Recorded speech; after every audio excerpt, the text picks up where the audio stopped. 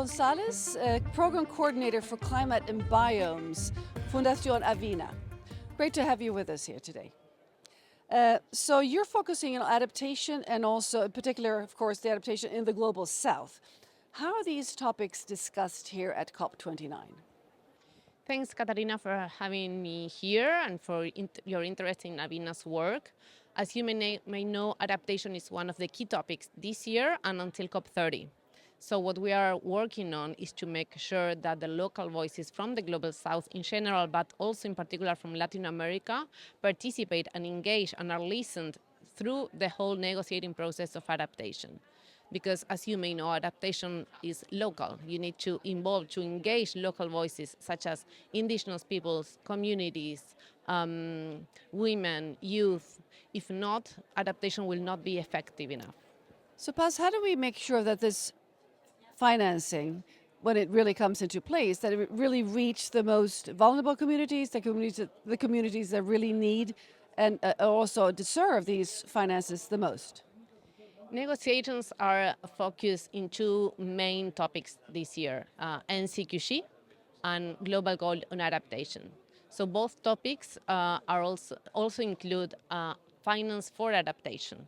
So we are following those two topics, making sure that in the NCQC, finance for adaptation is also included and mainstream as well as for loss and damage, and that in the GCA negotiating process, we are pushing and asking for finance also be one of the main topics that is agreed. We need means for implementation if we want to really adaptation to move forward, and that's the key topic that we are asking for, to make sure that adaptation is well assured for adaptation in the Global South in general, but for Latin America also in particular. And not only finance needs to be secure, but that finance needs to reach the local communities. It should not be only for planning, for making processes of in the national level, but we need to move forward towards implementation. And if that finance doesn't reach the communities, if it doesn't reach the people that are in the front line, then adaptation will not really happen. Paz, is there a way of measuring this, that the adaptation really works? And is there a metric for this? Or if not, how can we get this into to function really thoroughly and properly? Until COP30, the GCA, the Global Goal on Adaptation, is being negotiated. So within the GCA, what we need to agree is to have indicators of adaptation. So it's really important that through this year, and until COP30, negotiators and experts really get to indicators that are useful, that are possible to implement for the countries, and that really show what's happening in the territory. Because otherwise it will be useless and it will not really represent the reality and what's happening in the territories. So what do you think should be included in the collective quantified goal?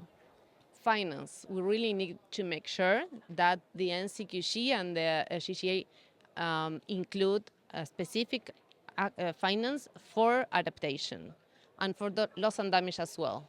But there are many experiences, many organizations such as Fundación Avina that are working not only to make sure that finance is agreed and that we have pledges presented on how much money the countries will commit, but also on the mechanisms on how that money will really get to communities.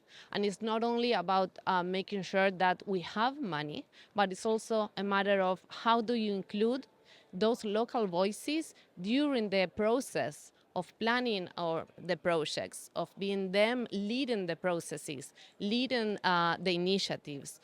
Because if you just propose like from the top down a project that maybe the national level or the international organizations think that are necessary, if that is not something that comes from the roots, from the communities, then it's probably not going to work. And the world is filled with experiences that haven't worked. So now it's the moment to implement, but with the communities within. Avina has a lot of experience providing funds to local communities, working with them and not just for them, but with them included in the whole process from designing the project until the implementation and the monitoring. Paz, are you picking up any rumors on how it's going with these topics here at the COP? The rumors are that it's being difficult, that it's not being as easy as expected or as we wish for. But I'm sure that, or I expect that countries will come to an agreement at the end of this COP to make sure that the NCQC comes to an end with a good proposition, included finance, both for adaptation and loss and damage. And that's our goal for this year. I'm also hearing some rumors and I'm listening to the process on GTA. I think that countries are moving forward with this process, getting to agreements on how to work during 2025, so that we are sure that for COP30 we can have an agreement on that topic too.